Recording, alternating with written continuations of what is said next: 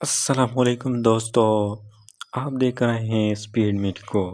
दोस्तों आज हम स्टार्ट करने जा रहे हैं फार्माकोकाइनेटिक्स एंड फार्माकोडायनामिक्स को। फार्माकोकाइनेटिक्स क्या है? Basically pharmacokinetics what the body does to the drug. Body हमारी एक ड्रग के साथ क्या करती है, इसको फार्माकोकाइनेटिक्स कहते हैं।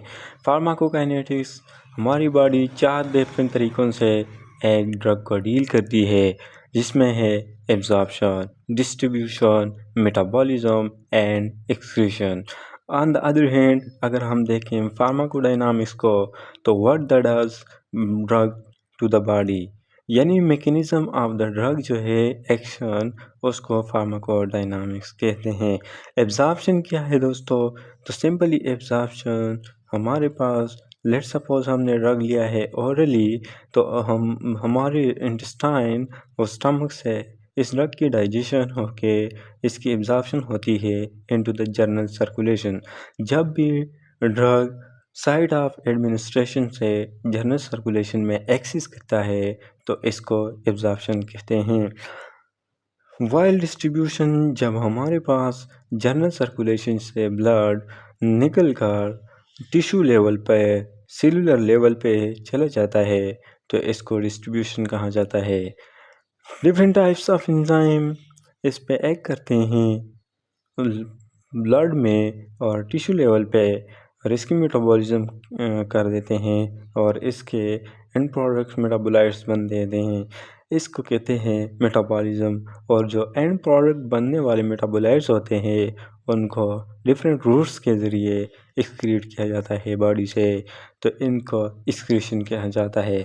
दोस्तों आज हम डिटेल में पढ़ने जा रहे हैं और एब्जॉर्प्शन को, और दिन वन बाय वन हम पढ़ेंगे।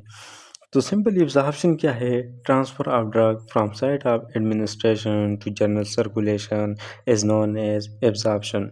एब्जॉर्प्शन डिपेंड करता है हमारे पास administration, chemical characteristics of drug और environment where the drug is absorb. ये 3 चीज़ें हैं, इस पे एब्जॉर्प्शन एक्ट करता है। अब mechanism of absorption from GIT. GIT से ड्रग कैसे एब्जॉर्ब किया जाता है, तो वो डिपेंड करता है ऑन केमिकल प्रॉपर्टीज़। ड्रग्स में be absorb from GIT by passive diffusion, facilitated diffusion, active transport, endocytosis and exocytosis। Passive diffusion क्या है?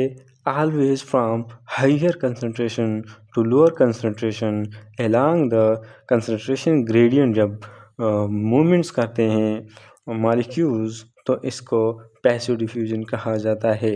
या from area of higher concentration to area of lower concentration, जब molecules move करते हैं तो इसको passive diffusion कहा जाता है।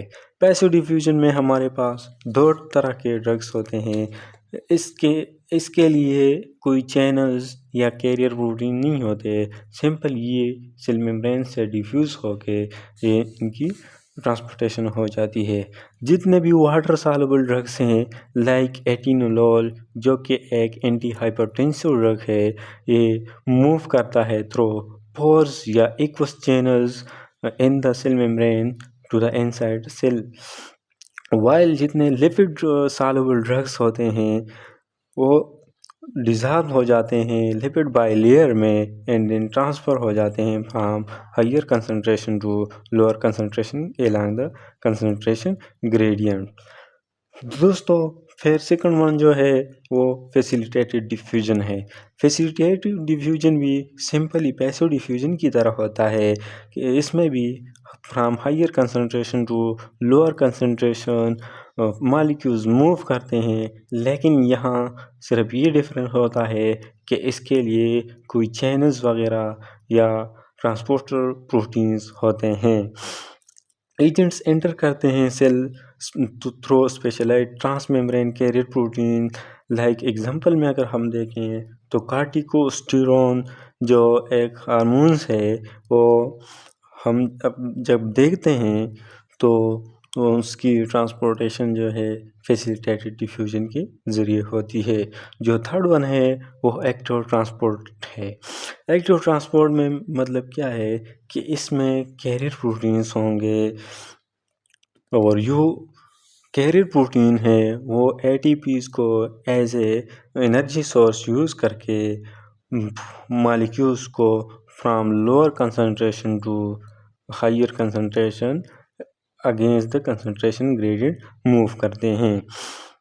कैरियर एक्टिव ट्रांसपोर्ट जो होते हैं इसमें ATP यूज़ होती है, वाइल जो फैसिलिटेटेड डिफ्यूजन है उसमें ATP यूज़ नहीं होती।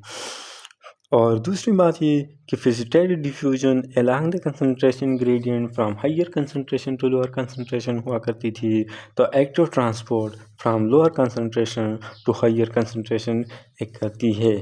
लेट्स सपोज आयरन साल्ट्स जितने भी हैं या लेवोडोपा एक ड्रग है पार्किंसन डिजीज़ के लिए यूज़ किया जाता है, या फ्लोरोयूरासिल एक एंटी कैंसर ड्रग है।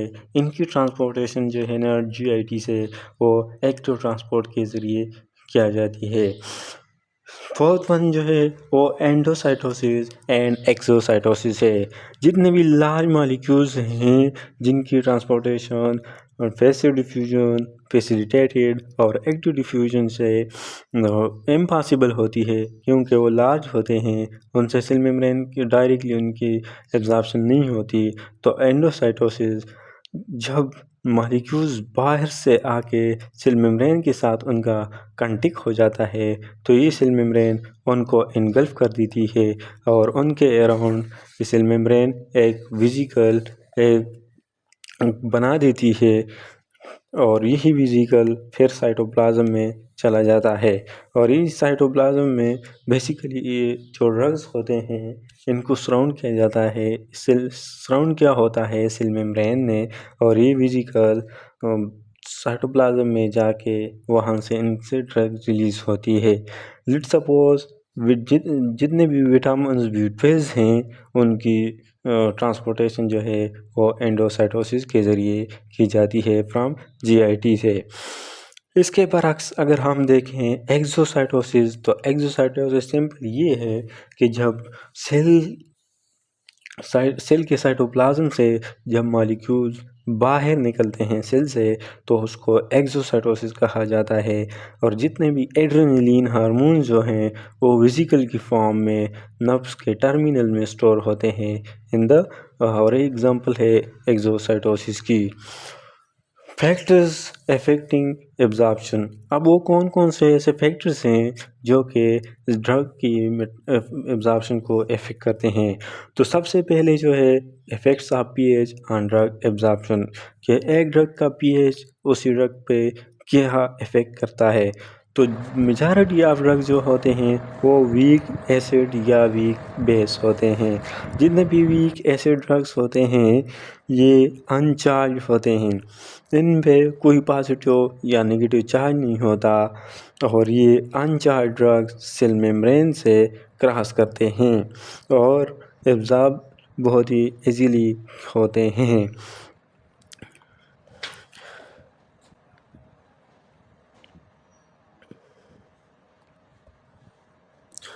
और यही जो वीक एसिडिक ड्रग्स होते हैं जब इनसे प्रोटॉन यानी हाइड्रोजन आयन रिलीज़ हो जाता है तो बाकी रहने वाला जो पोर्शन होता है उसको एनियन कहा जाता है।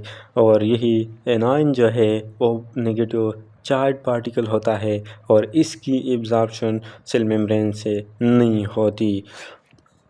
अगर दूसरी तरफ हम देखें तो वीक बेसिस जो होते हैं वो हमारे पास वो चार्ज फॉर्म हुए होते हैं।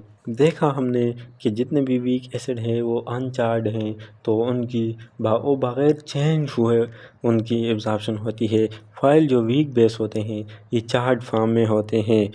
और इसी चार्ज की वजह से इनकी डायरेक्ट एब्जॉर्प्शन नहीं होती। लेकिन जब ये जो वीक बेस हैं इनकी डाइजेशन हो जाती है, इनकी ब्रेकडाउन हो जाती है, तो इनसे हाइड्रोजन आयन रिलीज़ होता है और जो रिमेनिंग पोर्शन जो होता है वो अनचार्ज होता है। और यही जो अनचार्ज रिमेनिंग पोर्शन है इसकी बआसानी एब्जॉर्प्शन हो जाती है। जो सेकंड वन फैक्टर्स है वो है blood flow to the absorption site. जितने भी साइट्स ऑफ ड्रग एडमिनिस्ट्रेशन है, अगर उनको ब्लड फ्लो ज़्यादा है तो वहाँ से एब्जॉर्प्शन भी ज़्यादा होगी। Absorption is basically directly proportion to the blood flow. अगर ब्लड फ्लो ज़्यादा होगी तो एब्जॉर्प्शन भी उसी जगह से ज़्यादा होगी, और अगर एब्जॉर्प्शन कम ब्लड फ्लो कम है तो एब्जॉर्प्शन भी कम होगी। अगर हम देखें तो हम जितने भी हमारे पास इंटेस्टाइन्स हैं वो मच मोर ब्लड रिसीव करते हैं फ्रॉम द क्यूटेनियस टिश्यू। तो इसी वजह से जो हमारी जीआईटी है वहाँ से एब्जॉर्प्शन बहुत ज़्यादा होती है as compare to cutaneous tissue. Third factor जो है वो है टोटल सरफेस एरिया। जितने भी हमारे पास जो साइड ऑफ ड्रग एडमिनिस्ट्रेशन है, अगर उसका सरफेस एरिया ज़्यादा होगा तो वहाँ से इसकी एब्जॉर्प्शन भी है और ज़्यादा होगी। लार्ज सरफेस एरिया जो जितने भी होते हैं उनसे एब्जॉर्प्शन भी लार्ज होती है। अगर हम देखें तो इंटेस्टाइन की जो टोटल सरफेस एरिया है वो बहुत ज़्यादा होती है, अबाउट 1000 फोल्ड फ्राम स्टमक। तो यही वजह है कि मेजॉरिटी ऑफ ड्रग्स जो है उनकी बहुत ज़्यादा एब्जॉर्प्शन इंटेस्टाइन से होती है as compare to stomach. Fourth one जो फैक्टर है वो है कांटेक्ट टाइम। अगर एक ड्रग्स को जितना टाइम मिलेगा कि वो साइट ऑफ एडमिनिस्ट्रेशन जहाँ से भी उसकी एब्जॉर्प्शन होती है वहाँ उसके साथ और सरफेस के साथ ज़्यादा कांटेक्ट में रहेगा तो वहाँ से इसकी एब्जॉर्प्शन भी ज़्यादा होगी। अगर हम देख लें तो जितने भी नॉर्मल लोग होते हैं उनमें एब्जॉर्प्शन जो होती है ज़्यादा होती है as compare to diarrhoeal patient. Diarrhoea में क्या होता है कि सिंपली हमारे पास जो ड्रग की मूवमेंट होती है फ्रॉम द जीआईटी ट्रैक वो बहुत ज़्यादा होती है, उसको इतना टाइम नहीं मिलता कि वो ड्रग जो है एब्जॉर्ब हो जाए। तो इसी वजह से जो डायरियल पेशेंट होते हैं उनमें ड्रग की एब्जॉर्प्शन जो होती है वो बहुत कम होती है।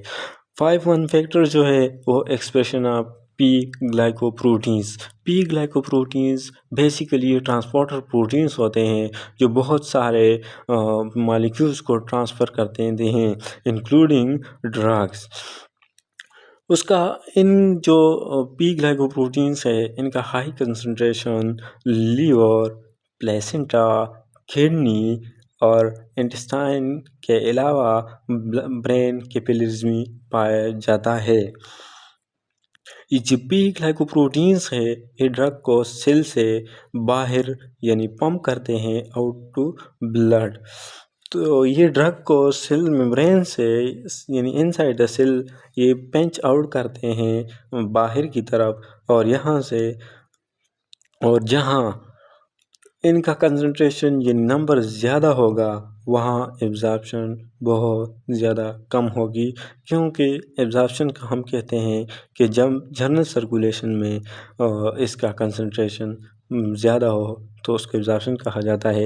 लेकिन अगर लेट सपोज हमारे पास इंटेस्टाइन में है तो इंटेस्टाइन में ये हमारे पास ड्रग को from GIT tracts to blood इसकी एब्जॉर्प्शन नहीं करेंगे, लेकिन oppositely from the blood to GIT tract इसकी जो एक्सक्रीशन है उसको इंक्रीज़ करेंगे। तो एक्सप्रेशन ऑफ जी ग्लाइकोप्रोटीन जो होते हैं जितने भी इनकी एब्जॉर्प्शन के साथ इन्वर्सली प्रोपोर्शन है।